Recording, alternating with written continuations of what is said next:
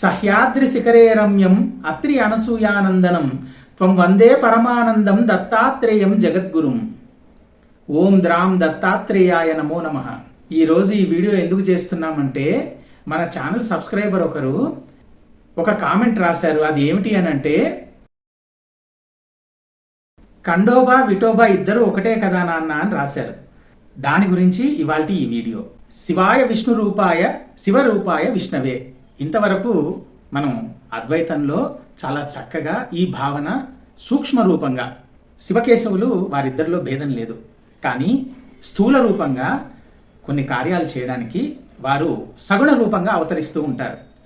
కాబట్టి అమ్మ, మీరన్న మాట సూక్ష్మ రూపానికి నేను ఎప్పుడూ కూడా ఏకీభవిస్తాను, అద్వైతాన్నే పాటిస్తాను, శివకేశవుల్లో ఎప్పుడు భేదం చూడను. అందున మనం అందరం దత్తభక్తులం గనక మనకి త్రిమూర్తుల్లో ఎటువంటి భేదము లేదు. అందరినీ ఒకే సమానంగా మనం భావించి పూజిస్తాం, సేవిస్తాం. కానీ ఇక్కడ ఖండోబా స్వామివారికి విఠోబా స్వామివారికి సూక్ష్మంగా కాకపోయినా స్థూలంగా కొన్ని భేదాలు ఉన్నాయి. అవేంటో ఇవాళ మనం ఈ వీడియో ద్వారా తెలుసుకుందాం. ముందుగా ఖండోబా అన్నారు కాబట్టి ఖండోబా స్వామివారిదే తెలుసుకుందాం. ఇంద్రుడి కుమార్తె అయిన భాను ఒకప్పుడు పరమశివుడి కోసం మహాతపస్సు చేసింది. ఆ తపస్సుకు మెచ్చి పరమేశ్వరుడు పార్వతీమాత సమేతంగా ప్రత్యక్షమై, నీకేం వరం కావాలో కోరుకోమ్మా అంటే, స్వామి నేను మిమ్మల్నే భర్తగా పొందాలనుకుంటున్నాను, నాకు ఆ వరం ఇవ్వండి అని అడిగింది. అది విన్న పరమేశ్వరుడు ఆశ్చర్యపోయి, అది సంభవించే విషయం కాదు, అది ఇవ్వలేను నేను నీకు, ఆ వరం ఇవ్వలేను, ఇంకేదన్నా కోరుకోమన్నారు. కానీ భాను లేదు నేను మిమ్మల్నే వివాహం చేసుకుంటాను అని అంటే, పార్వతీమాత పోనీలేండి ఆ అమ్మాయి అంతగా అడుగుతోంది కదా, ఆ వరం ఇవ్వండి అని అన్నారు.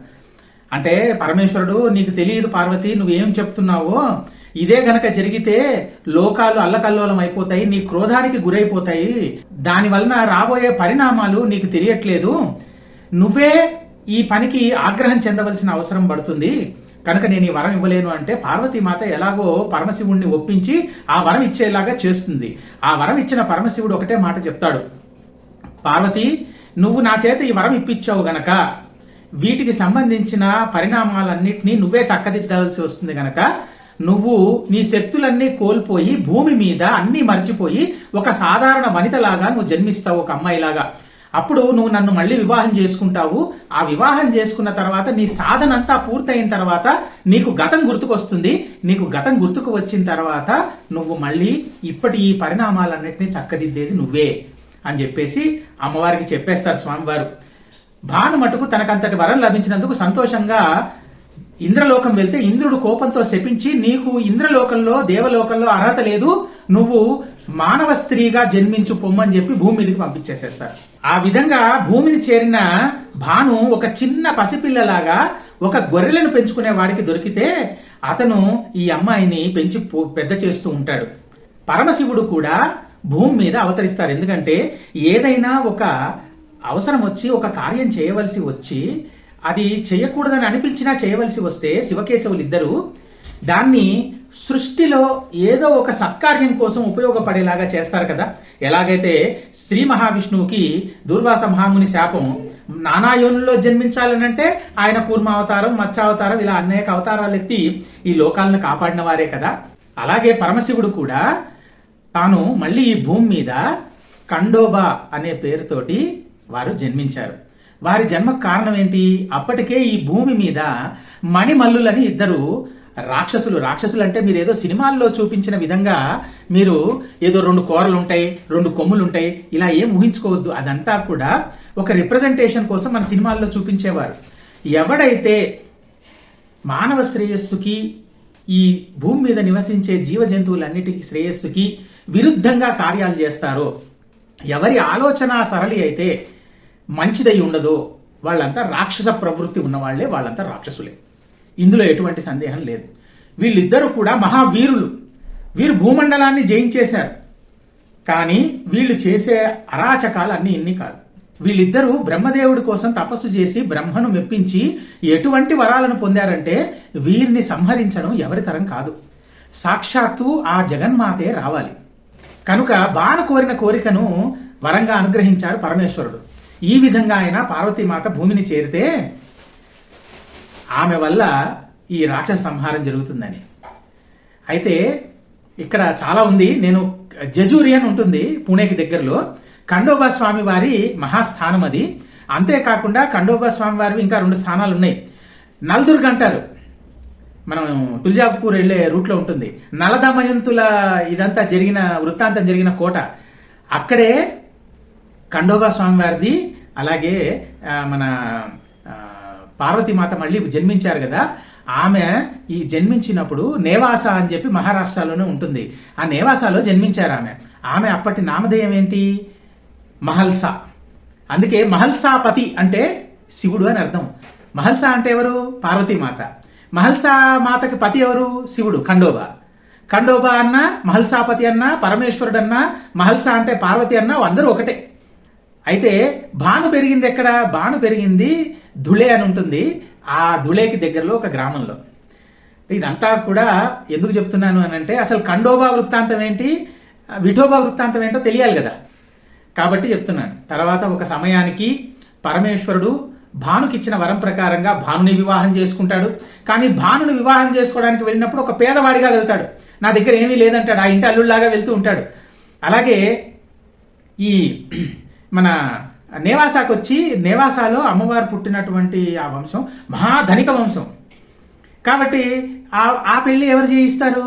సాక్షాత్తు గణపతి స్వామివారు మరియు సుబ్రహ్మణ్య స్వామివారు ఇద్దరు కలిసి ఆ వివాహం చేయిస్తారు. ఇక్కడ 6 నెలలు ఉంటారు స్వామివారు, మహల్సాపతిగా 6 నెలలు ఉంటారు.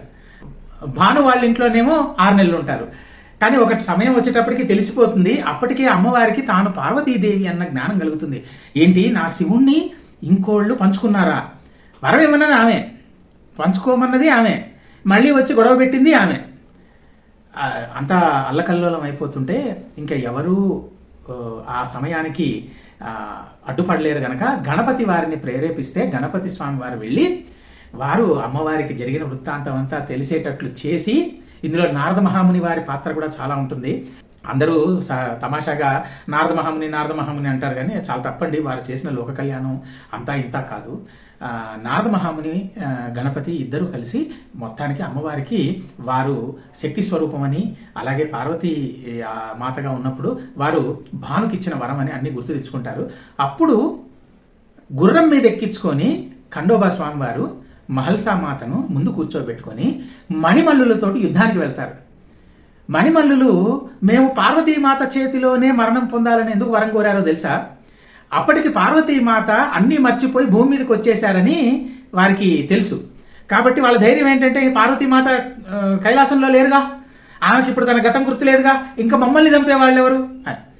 అయితే ఎందుకంటే వీళ్ళు అమ్మవారి చేతిలో మరణం పొందాలి కాబట్టి యుద్ధం చేస్తూ చేస్తూ ఖండోబా స్వామి వారు కాసేపు అలా స్పృహ తప్పినట్టుగా అలా నటిస్తే అమ్మవారికి ఆగ్రహం కలిగి అమ్మవారు ఆయుధాలు చేదుకుని ఆ ఇద్దరిని మణిమల్లులిద్దరిని సంహరించారు. ఆ తర్వాత భాను కూడా తనను క్షమించమని కోరి ఇంద్రుడు, అందరూ దేవతలందరూ వస్తే మళ్ళీ పార్వతీ పరమేశ్వరులు, ఇందు, సుబ్రహ్మణ్య స్వామి, నారదుడు, గణపతి స్వామి అందరూ కూడా మళ్ళీ కైలాసం చేరతారు. ఇది ఖండోబా వారి చరిత్ర. ఇక్కడే దత్తాత్రేయ స్వామి వారి బ్రహ్మాండమైన క్షేత్రం ఒకటి ఉంది. అలా ఇలా ఉండదు, అది చాలా బ్రహ్మాండమైన క్షేత్రం. ఖండోబా స్వామి వారికి 2-3 చోట్ల మహాస్థానాలు ఉన్నాయి. ఒకటి నల్దుర్గ్, ఇందాక చెప్పాను కదా, నలదమయంతి. ఎందుకనంటే ఖండోబా స్వామి వారి వివాహం అక్కడ జరిగింది. అక్కడి నుంచి అడవిలో కొంచెం దూరం, నల్దుర్గ్ నుంచి ఒక 5-6 కిలోమీటర్ల దూరంలో ఉంటుంది. అక్కడ ఖండోబా మందిరం చాలా గొప్పగా ఉంటుంది. మళ్ళీ 6 నెలలే అక్కడ పూజలు. 6 నెలల తర్వాత విగ్రహాల సైతంగా తీసుకొని వచ్చేస్తారు. ఇది నల్దుర్గ్, అది అందుర్గ్ అని, అది కూడా ఒక 30 కిలోమీటర్ల దూరంలో నల్దుర్గ్ నుంచి. అందుర్గ్లో పెడతారు. 6 నెలలు అక్కడ పూజలు అందుకుంటూ ఉంటారు. నేవాస అమ్మవారు పుట్టిన ఇల్లు మహల్సా మాత కాబట్టి అక్కడ మహాస్థానం ఖండోబా. జజూరి ఎక్కడైతే మణిమల్లుల్ని ఓడించారో బ్రహ్మాండమైన స్థానం. మళ్ళీ ధులే దగ్గర భాను పుట్టింది కదా, అక్కడ ఇలా. మళ్ళీ బీదర్ దగ్గర ఉంటుంది మహాస్థానం ఖండోబా స్వామి వారిది. కాబట్టి ఖండోబా స్వామి వారు పరమశివుడి అవతారము. ఎందుకు అని అంటే మణిమల్లుల్ని సంహరించాలి, భానుకి ఇచ్చిన ఆ వరాన్ని పూర్తి చెయ్యాలి కనుక. అంటే ఒక్కోసారి కొన్ని వరాలు ఇవ్వవలసి వచ్చినా దాన్ని లోక కళ్యాణార్థమే వినియోగిస్తుంటారు శివకేశవులు. ఇది ఒకటి. రెండవది, ఇప్పుడు మనం విఠోబా స్వామి వారి దగ్గరికి వద్దాం. విఠోబా స్వామి వారు సాక్షాత్తు విష్ణు స్వరూపం, శ్రీకృష్ణ స్వరూపం కదా. శ్రీకృష్ణ స్వరూపం ఏంటి? సంపూర్ణ విష్ణు అవతారమే భూమి మీద. సతీ సక్కుబాయి, అలా వారు సేవ చేస్తే ఆయన వచ్చి ఒక ఇటుక మీద, పచ్చి ఇటుక మీద నిలబడిపోయారు. అలా తన భక్తురాలు ఎంతటి భక్తి శక్తి కలిగినటువంటిదో సామాన్య జనానికి తెలియజేయడానికి విఠోబా స్వామివారు, నామదేవ్ ఆయన రాసిన అభంగాలన్నీ విన్నా స్వామివారిని నిత్యం స్వయంగా వెళ్ళి సేవించేవారు. అటువంటి నామదేవుని ఒకరోజు స్వామివారు ఏమడిగారు తెలుసా? నా భక్తుడు ఒకడున్నాడు, అతను ఈరోజు ఉదయం రాజుగారి కోట నిర్మాణానికి వెళ్ళాడు. ఆ కోట నిర్మాణ సమయంలో ప్రమాదవశాత్తు ఆ కోట గోడ కూలి దాదాపు 1000-1500 మంది చనిపోయారు. రాజభటులు పని చేయడానికి వెళ్ళిన వాళ్ళందరినీ ఒక దగ్గర సామూహికంగా దహనం చేశారు. కానీ నా భక్తుడు నిత్యం నన్ను స్మరిస్తూ ఉంటాడు కదా, అతనికి నేను మోక్షం ఇవ్వకపోతే ఇంక నేను ఎందుకు, నువ్వు వెళ్ళి నా భక్తుడి అస్థికలు పట్టుకురా అన్నారు. ఏంటి స్వామి పరీక్ష? ఎక్కడో కోట గోడ కడుతుంటే కూలిపోతే అందులో 1000 మంది చనిపోతే వాళ్ళందరినీ సామూహికంగా దహనం చేస్తే అందులో నుంచి నీ భక్తుడి అస్థికలు తేవాలా? దీనికంటే నన్నే ఆత్మాహుతి చేసుకోమనొచ్చు కదా, అది చాలా తేలిక. అన్ని వేల అస్థి పంజరాలలో నీ భక్తుడి అస్థికలు ఏమని తీసుకురావాలి, ఎవరిని అడగాలి, ఏం చేయాలి, ఏంటి లీల అంటే అదంతా నాకు తెలీదు. తెల్లారి 3 అయితే మళ్ళీ అర్చకులందరూ వచ్చేస్తారు, వాళ్ళు వచ్చే లోపలే నువ్వు ఆ అస్థికలు పట్టుకు రావాలి. నువ్వు పట్టుకొస్తేనే నేను నీతో మాట్లాడతాను, లేకపోతే నీతో మాట్లాడని పోమన్నారు. ఎలా గుర్తుపట్టను స్వామి అన్ని అస్థికల్లో, ఇదేం పరీక్ష నాకు అని అంటే, నువ్వేమీ వెతుక్కోక్కర్లేదు, నువ్వు వెళ్ళంగానే నీ కంటికి కనపడుతుందంటే అదేంటి, అదేమన్నా ఇదే వెళ్ళంగానే కనపడడానికి హనుమంతులంతటి వారికే సంజీవిని ఎక్కడో దొరక్క సంజీవిని పర్వతం మొత్తం ఎత్తుకొచ్చాడు. ఇప్పుడేం నేను ఆ అస్థికలన్నీ మోసుకురావాలా ఏంటి అంటే, అక్కర్లేదు నాయన, ఏ అస్థి పంజరంలో నుంచి కానీ అస్థికల్లో నుంచి కానీ విఠల విఠల విఠల విఠల అని నీకు నామం వినపడుతూ ఉంటుందో అదే నా భక్తుడు చోకామేళ యొక్క అస్థి పంజరం, అస్థికలు, అవి పట్టుకురా అన్నారు. ఏంటి, దహనం అయిపోయి కేవలం అస్థికలు మిగిలిన అస్థికల్లో నుండి విఠల విఠల అని వినపడుతుందా? నిజంగానేనా అంటే, నువ్వు వెళ్ళిరా కాలాతీతం కాకముందే, మళ్ళీ అర్చకులు వచ్చి గుడి తలుపులు తెరవకముందే నువ్వు రావాలన్నారు. ఏంటి నాకంటే కూడా గొప్ప విఠల భక్తుడా, చూడాలి నేను అనుకొని చెప్పేసి ఈయన బయలుదేరాడు. వెళ్ళి అక్కడికి వెళ్ళేటప్పటికి అలా అలా అలా అలా చూస్తుంటే అస్థికల్లో నుండి విఠల విఠల విఠల విఠల అని వినపడుతోంది. ఆహా, చోకామేళ ఏమో అనుకున్నానయ్యా, విఠలుడు చెప్తే నేనే అందరికంటే గొప్ప విఠల భక్తుడిని అనుకున్నాను, నేను పొరపాటు పడ్డానయ్యా, నీ విఠల భక్తి ముందు నేనెందుకు పనికిరానని మనస్సులో అనుకొని, ఇది నా చేత నాకే తెలిసే విధంగా చేయడానికి కదా నువ్వు నన్ను ఈ అస్థికలు తెమ్మని పంపించావు, విఠల నీ లీలలన్నీ ఎన్ని కాదనుకొని ఆ అస్థికలు తీసుకొచ్చారు. అవన్నీ ఏమైనాయి ఏంటి, ఇవాళ మనం దర్శనానికి వెళ్తే ఏవేవి మనం ముందుగా అడుగు వేసిన తర్వాతే విఠలుడి దర్శనానికి వెళ్తాం, ఇవన్నీ కూడా ఒకసారి ఒక పెద్ద వీడియో చేసి ఆ సీక్రెట్లన్నీ మీకు చెప్తాను.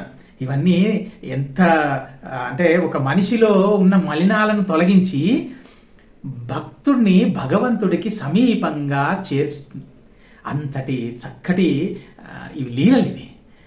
ఎందుకనంటే భగవంతుడు భక్తుడికి లొంగిపోతాడు అనడానికి చోకామేళా వృత్తాంతం ఒక్కటి చాలు. ఈ చోకామేళా గురించి చాలా ఉంది, నేను తెలియజేస్తాను తర్వాత. ఇప్పుడైతే అమ్మ కాబట్టి ఖండోబా వారు శివస్వరూపం, స్థూల రూపంగా ముందే చెప్తున్నాను. విఠోబా స్వామి వారు విష్ణు స్వరూపం, స్థూల రూపంగా.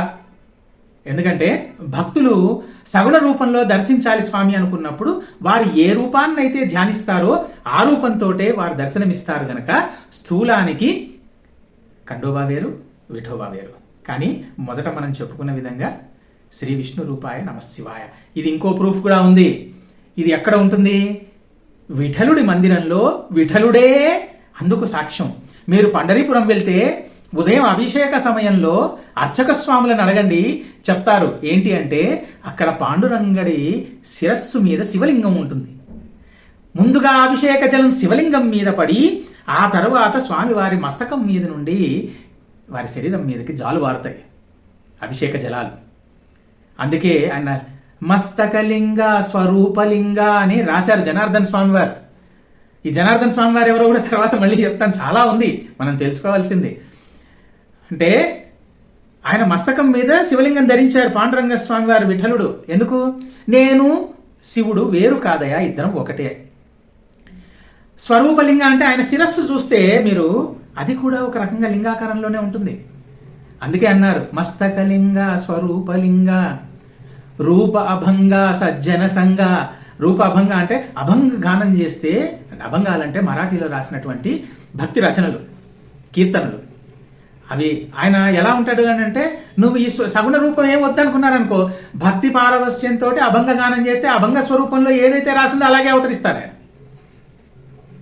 సజ్జన సంఘ అంటే ఎవరితోటి ఉంటావు నాయన? ఎక్కడైతే నలుగురు సజ్జనులు కలిసి నీ నామకీర్తన చేస్తుంటారో, నీ భక్తి గీతాలు పాడుతూ ఉంటారో, భజన సంకీర్తనలు చేస్తూ ఉంటారో అక్కడ ఉంటావు. అందుకే సజ్జన సంఘ అన్నారు.